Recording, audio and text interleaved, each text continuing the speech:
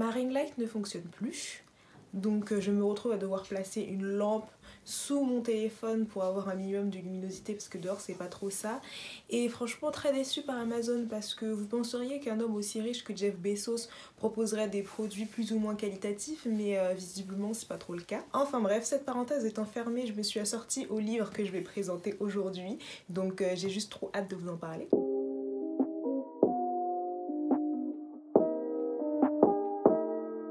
Salut tout le monde, j'espère que vous allez bien. Aujourd'hui on se retrouve pour une nouvelle vidéo et ce sera une revue lecture comme le nom l'indique. Et aujourd'hui je vais vous présenter Le Prieuré de l'Oranger de Samantha Shannon qui a été publié aux éditions de Saxus. C'est une énorme brique qui fait environ 980 pages incluant le lexique.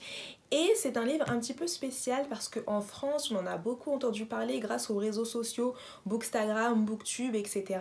Alors qu'aux États-Unis, il a été quand même numéro 1 sur le New York Bestseller List et les revues étaient très très bonnes. Il a été décrit comme au même niveau que Le Trône de Fer de George R.R. Martin, que Le Seigneur des Anneaux, les écrits de Tolkien, donc il fallait absolument que je le lise. Je vais essayer de vous faire un petit résumé rapide, c'est pas trop mon fort, mais on va essayer d'être concis pour une fois. Pour ceux qui connaissent pas trop l'histoire, alors en fait ça se passe dans un monde qui est divisé entre l'Est et l'Ouest, séparé par un océan qu'on appelle l'Abysse, et à l'Ouest on a la reine Sabran Beretnet qui règne sur l'Inis et qui doit se marier pour continuer sa lignée et pour sauver son royaume de la destruction. À ses côtés nous avons sa femme de chambre qui s'appelle Ead, mais qui en vérité n'est pas une simple femme de chambre, mais qui est une mage qui a été envoyée aux côtés de la reine pour la protéger justement de toutes les attaques qu'elle pourrait recevoir, les attaques pour attenter à sa vie. Et à l'est nous suivons l'histoire de Tané qui s'est entraînée toute sa vie pour devenir une dragonnière, mais qui risque de voir ses rêves voler en éclats à cause d'un choix qu'elle a fait. Et pendant ce temps-là, dans l'Abysse, un vieil ennemi qu'on appelle le Sans-Nom est en train de se réveiller et risque de faire plonger le monde dans la destruction. Donc ce livre, en principe, il a tout pour plaire. Il a une couverture super belle, un nom fancy, tout le monde en parle sur les réseaux en disant qu'il est génial, des personnages qui sont décrits comme des personnages assez forts, badass, et une plume très accessible. Sauf que bon, voilà, je l'ai terminé et malheureusement, ça n'a pas été un coup de cœur. Et j'avoue que je suis vraiment déçue parce que je m'attendais vraiment à ce que ce soit un coup de cœur. Je crois que même dans ma vidéo j'avais dit que j'étais sûre de trop aimer parce que d'après le résumé, d'après ce que les gens en disaient, c'était génial, mais malheureusement ça n'a pas vraiment marché pour moi. Donc je vais commencer pour vous donner un avis global par les points positifs, donc tout ce que j'ai aimé dans ce livre, et ensuite par les points négatifs, donc ce qui m'a gêné dans ce livre et ce qui fait que ça n'a pas été un coup de cœur pour moi. Déjà le premier point positif pour moi c'est le world building, donc la création d'univers, étant donné qu'on est dans un univers fantasy et il est vraiment génial. On sent qu'il y a de la recherche, que l'autrice a pris du temps pour mettre au point ce monde, que ce soit au niveau des traditions, de la nourriture, de la religion, etc. Enfin, c'est très très fourni, on a même beaucoup d'histoires, de légendes, de mythes, etc. Et on sent vraiment la recherche, donc vraiment c'est quelque chose que j'ai énormément apprécié parce que j'ai trouvé que c'était très très fourni. Ça m'a énormément rappelé Le Trône de Fer, pas dans le sens où il y avait des similitudes dans les univers, mais que c'était tous les deux des univers très fournis, tout comme le Seigneur des Anneaux d'ailleurs. Donc c'est vraiment un très bon point pour ce livre. Enfin, c'est un univers dans lequel on se plonge et on a envie de tout savoir sur les différents royaumes, sur l'histoire, etc. Donc pour ce point-là, vraiment le world building est au top. Le deuxième point vraiment positif pour moi, qui a été soulevé par pas mal de monde et qui est très légitime selon moi, c'est le fait qu'il y ait énormément de diversité dans ce livre. Enfin, franchement, la représentation est juste géniale. C'est le premier livre de fantasy que je lis où il y a autant de représentations, en fait, que ce soit de la représentation féminine avec des personnages féminins qui sont forts, que ce soit des personnes, la couleur de peau, enfin on n'a pas que des personnages qui sont blancs quoi, alors que dans la plupart des mondes de fantasy, ben c'est ce qu'on a, on a que des personnages comme ça. Donc franchement, la représentation est juste ouf. Pour le coup, là, l'autrice a fait un grand effort et puis aussi on a des différentes orientations sexuelles, etc. dans les romances. Donc franchement, là, gros point positif parce que on stan la représentation. La représentation, c'est bien, ça permet de s'identifier. Donc franchement, là, pour le coup, très très bon point. Ensuite, le troisième point positif que je voulais citer, c'est le fait que je trouve que l'autrice a très bien dosé entre la narration et les descriptions, parce que c'est vrai que souvent dans les romans de fantasy on a énormément de descriptions et moi au bout d'un moment ça me prend à la gorge là comme ça, j'en peux plus quand il y a des pages et des pages et des pages de descriptions, c'est juste plus possible, les écritures trop alambiquées qui se veulent super intellectuelles et super compliquées, au bout d'un moment c'est bon, on n'en peut plus, enfin moi j'en peux plus en tout cas.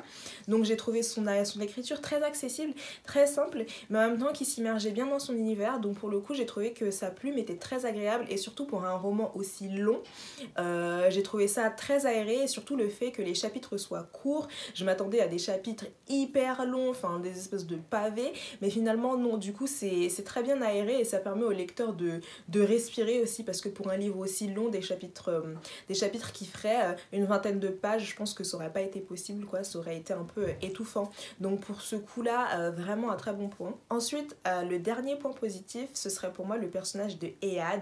C'est pas un personnage que j'ai particulièrement apprécié, mais je reviendrai là-dessus après, mais elle est vraiment très badass et franchement je pense qu'à la fin du livre elle devait avoir mal aux épaules, enfin elle devait avoir une scoliose à force d'avoir porté l'intrigue sur son dos, parce que vraiment l'intrigue tout tourne autour d'elle, si elle avait pas été là, rien n'aurait été possible, donc vraiment ce personnage, très très bon point pour elle, heureusement qu'elle était là. Ensuite passons au point négatif. Et pour moi, le plus gros point négatif de ce roman, c'est le fait que ce soit un stand-alone, que ce soit un seul tome, parce que c'est ce roman-là, il n'y en aura pas d'autres, il n'y aura pas de suite, ni quoi. Et je pense que c'était pas la bonne chose à faire pour un roman de ce type, vu le world building qui est assez conséquent, la construction d'univers qui est juste immense, qui est énorme, très très riche. Je pense que c'était pas le bon choix d'opter pour un stand-alone. Bon, après je suis qui pour remettre en cause le fait que l'autrice ait voulu faire un stand-alone, mais pour moi c'est vraiment le point négatif, parce que pour moi ce roman était à la fois trop long et trop court en même temps. D'un côté ce roman était trop court parce que, comme je l'ai dit, vu l'univers, on aurait voulu en savoir plus, sur les personnages, sur l'univers, l'intrigue aurait pu être un peu plus développée, mais du coup étant donné que c'était un one shot, c'était pas possible, et c'est très très dommage parce qu'il y a énormément de moments qui sont importants sur lesquels on passe très très rapidement, en moins d'une ou deux pages c'est déjà réglé, les obstacles que vous rencontrez les personnages en un claquement de doigts c'est réglé, et c'est très très dommage parce que c'était des événements qui étaient important, qui aurait permis un développement des personnages et qui justement aurait enrichi l'intrigue, et du coup ça n'a pas été possible parce qu'il fallait tout combiner en un seul tome. Donc oui, par rapport à ça je suis déçue parce qu'il y a énormément de choses que j'aurais voulu savoir, des détails que j'aurais voulu avoir en plus qui ne m'ont pas été donnés, et d'un autre côté j'ai trouvé ce livre long. Quand je suis arrivée, je crois à la 4e partie, vers la page 600-700, j'en pouvais plus, j'avais juste envie de le terminer, alors que c'est pas le roman le plus long que j'ai lu de toute ma vie. Comme je l'ai dit, le roman le plus long ça doit être l'intégrale 5 du Trône de Fer, ou l'intégrale 3, je sais plus exactement, mais j'ai lu des romans plus longs et certes j'avais envie qu'il se termine, mais lui j'avais envie de savoir la suite en fait, parce qu'il se passait des choses qui étaient importantes, mais d'un autre côté ça se passait tellement vite, enfin c'était bizarre, le rythme était étrange. Et voilà, j'avais envie de savoir en fait ce qui allait se passer à la fin, la fameuse bataille qu'on attend sur tout le livre, qu'on attend depuis le début. Et bien finalement elle est réglée en une vingtaine de pages, sur 1 ou 2 chapitres je crois, alors qu'on aurait voulu beaucoup plus de détails. Et puis ça se passe très rapidement, la fin est pas franchement satisfaisante, je reviendrai là-dessus. Mais ouais, après je sais pas si c'est parce que j'ai vraiment passé 7-8 jours dessus, que j'avais l'impression de pas avancer dans mes lectures ou quoi, mais j'en pouvais plus à la fin et j'avais juste envie de terminer, alors que je sais que s'il y avait eu plusieurs tomes, j'aurais pas du tout eu cette impression, et justement j'en aurais vraiment redemandé, mais de manière un peu plus avide, donc bon, c'est dommage. Ensuite, le deuxième point négatif pour moi, qui sera sûrement un point controversé étant donné que c'est quelque chose que tout le monde a mis en exergue, c'est le fait que je trouve que ce roman pousse un peu trop sur le féminisme. Je m'explique avant qu'on se mette à me balancer des tomates pourries. Je suis totalement féministe, je me décris comme une personne qui est féministe. Le problème avec ce roman, c'est que je trouve qu'il nous balance du féminisme à la gueule, mais de manière pas du tout modérée et pas du tout subtile. Je trouve que c'est vraiment quelque chose de bien, de positif, de mettre des personnages féminins en avant, etc. Enfin, la plupart des histoires d'ailleurs que je préfère, c'est quand les personnages principaux sont des personnages féminins qui sont forts et tout. Mais là, en fait, dans ce roman, j'ai l'impression qu'elle voulait vraiment nous l'enfoncer au fin fond fond de la gorge, dans le sens où oui, on voit bien que c'est une société qui est plutôt matriarcale, il y a énormément de femmes à des postes de pouvoir, etc. Mais d'un autre côté, j'ai l'impression que ça s'est fait au détriment des personnages masculins. Je reviendrai là-dessus aussi juste après dans la vidéo, mais du coup j'ai l'impression que les personnages masculins, ils ont été totalement effacés.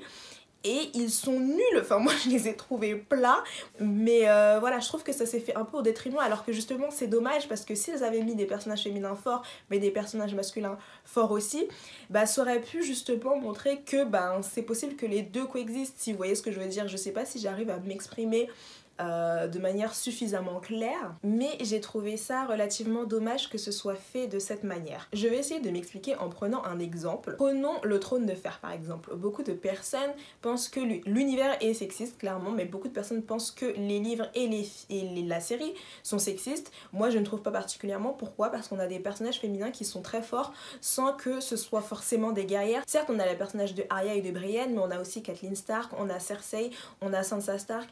Enfin, vous voyez, on a des personnages féminins sans que non plus ça nous soit enfoncé dans le fond de la gorge que ce sont des personnages forts, et je trouve que c'est ce qui était dommage avec le prieuré de l'Oranger, c'est qu'il n'y avait pas vraiment de subtilité dans ces personnages féminins. Et du coup, ce dont j'avais l'impression, c'était juste que les rôles étaient échangés, que du coup les personnages féminins c'était des personnages très forts, par contre les personnages masculins étaient nuls et servaient à rien, et j'ai trouvé ça dommage de faire prévaloir ça sur le rôle des hommes alors que ça aurait pu être amené d'une autre façon. Donc pour moi c'était quand même un petit point négatif. Autre point négatif pour moi, c'était le rythme, et ça aussi c'est lié au fait que ce soit un stand-alone, je pense. Mais tout simplement on avait des moments où tout s'accélérait dans l'intrigue, il y avait plein de choses qui se passaient et après ça redevenait super plat.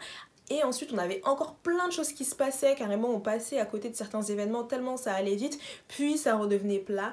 Donc là encore une fois c'est dommage parce qu'il y a des moments où justement on aurait voulu que l'autrice prenne un peu plus son temps, que l'histoire prenne un peu plus son temps, et d'autres moments qu'on aurait pu passer entre guillemets sous silence, mais du coup oui ça a créé un rythme très bizarre je trouve. Et il y a un point qui m'avait particulièrement marqué dans ma lecture, c'est les giant infodumps. Je pense que je vous en avais déjà parlé dans une autre de mes vidéos, mais en gros c'est quand dans l'intrigue comme ça sorti de nulle part on a plein d'informations, et généralement c'est soit un monologue qui fait 1 page et demie d'un personnage qui se met à raconter sa vie ou à raconter une légende ou quelque chose comme ça, ou dans la... Non, c'est souvent dans les monologues, après il y a parfois dans la narration, mais là j'en ai trouvé énormément, surtout dans les monologues de personnages comme ça, qui se mettent à raconter des histoires, et ça sort de nulle part, et il y en a vraiment eu beaucoup.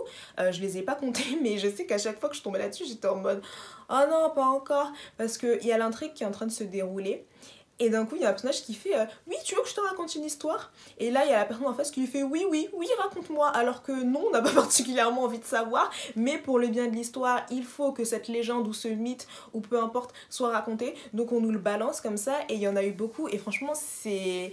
Certes je sais que c'est difficile parfois d'insérer ce qu'on a envie d'insérer, que ce soit des mythes, des légendes, etc., que ça fasse partie du world building, mais là il y en a eu trop en fait, et je trouve que ça casse la narration et que ça ralentit le rythme pour pas grand chose. Donc oui, je pense qu'il fallait que je le souligne ça aussi, les lâchages d'informations comme ça. C'est vrai que ça m'avait particulièrement frappée. Ensuite, encore une fois, en ce qui concerne le style d'écriture, il y a eu la répétition, dialogue, narration, c'est-à-dire qu'on lit, on est dans la narration, donc il y a des choses qui se passent, on nous raconte des choses, etc.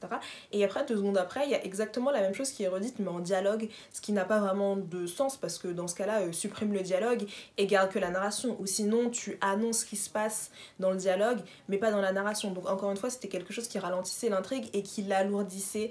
Donc c'était dommage parce qu'on aurait pu s'éviter quand même une bonne centaine de pages, je pense, avec ces répétitions qui étaient un petit peu inutiles. Autre point que j'ai remarqué, c'est la temporalité, c'est-à-dire qu'on est sur un monde qui est quand même assez vaste, séparé entre l'Est et l'Ouest. Et au bout d'un moment dans le roman, les personnages réussissent à voyager super vite. C'est-à-dire qu'ils réussissent à franchir une distance qui est très très conséquente en moins d'une page ou de 2 pages. Et c'est vrai, je suis tout à fait d'accord que c'est très très chiant d'écrire des scènes de voyage, etc. sur les bateaux, tout ça, surtout quand il y en a beaucoup. Mais là, j'ai trouvé que c'était dommage parce que du coup, on aurait pu exploiter un peu plus l'univers et ça aurait été plus réaliste, parce que bon, l'intervention d'animaux qui sortent de nulle part et qui courent super vite pour faire traverser des distances incroyables pour le bien de l'intrigue, c'était un petit peu... Enfin bon, voilà quoi. Mais je tiens à faire un disclaimer parce que certes ça m'a gênée. Bon, c'était un petit point négatif, c'était pas non plus trop horrible, mais je pense que je préfère la manière dont c'était traité dans le Prieuré de l'Oranger que dans certains livres dont je tairai le nom, le Trône de Fer, où on suit les personnages qui font que voyager, voyager, voyager, mais qui atteignent jamais leur description, comme par exemple ça a été le cas dans le tome 5 du Trône de Fer, où on voit juste les personnages en train de voyager et l'intrigue avance pas spécialement. Moi j'en peux plus, les descriptions de paysages et tout, c'est juste pas possible, donc à la limite ça allait, mais il fallait quand même que je le dise, que je le cite quoi, parce que bon, ça aurait pu être amélioré ça aussi. Ensuite, petit point négatif que je tiens quand même à souligner, c'est le fait que j'ai pas vraiment été surprise dans ce roman. Certes, il y a eu un total retournement de situation, je m'y attendais pas du tout, mais globalement je savais comment est-ce que ça allait évoluer, je savais déjà la fin, et j'ai jamais vraiment senti les personnages en danger, ou j'ai jamais vraiment senti qu'ils réussiraient pas à affronter ce qui les attendait, et je trouve ça dommage parce que ça a rendu l'intrigue relativement plate. D'ailleurs, en parlant de plat, il faut que je vous parle des personnages.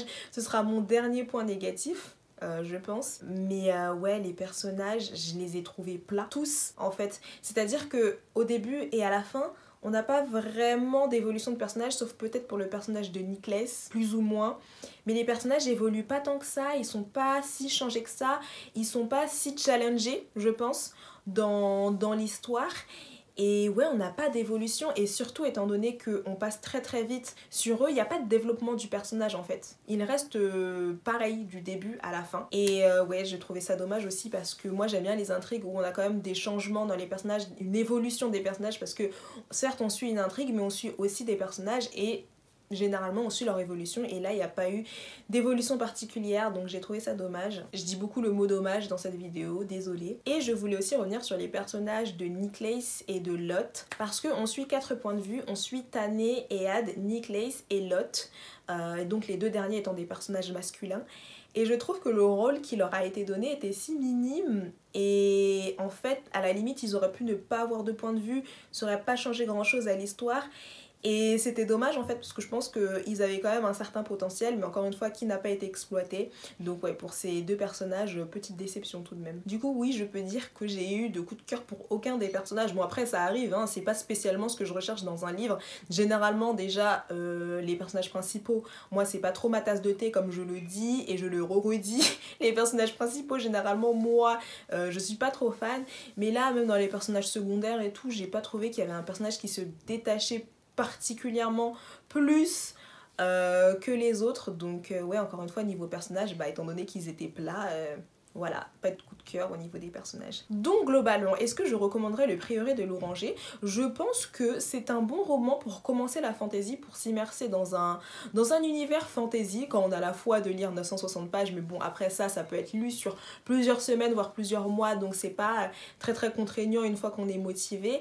Mais c'est vrai que je pense que ma déception vient du fait que ce livre a été vraiment hyper hypé, enfin tout le monde disait qu'il était génial, il a été comparé au Trône de Fer et au Seigneur des Anneaux quand même, alors que, enfin non, certes c'est de la fantasy, mais tu peux pas non plus comparer ça à ces deux œuvres. Et étant donné que j'avais des attentes si hautes, c'est peut-être pour ça que j'ai été très déçue, mais néanmoins dans sa globalité c'est resté quand même une bonne lecture, une lecture qui était agréable, mais je m'attendais à mieux. Donc c'est vrai, petite déception en ce qui concerne ce roman. Et voilà, c'est tout pour cette vidéo. J'étais très contente de la faire, de pouvoir partager mon avis. Franchement, n'hésitez pas à me dire si vous avez lu Le Prieuré de l'Oranger, ce que vous en avez pensé et tout, pour qu'on puisse en discuter un petit peu si vous avez envie de le lire. Et puis si cette vidéo vous a plu, n'hésitez pas à liker, partager et commenter. Et moi je vous fais de gros bisous et je vous dis à bientôt pour une nouvelle vidéo.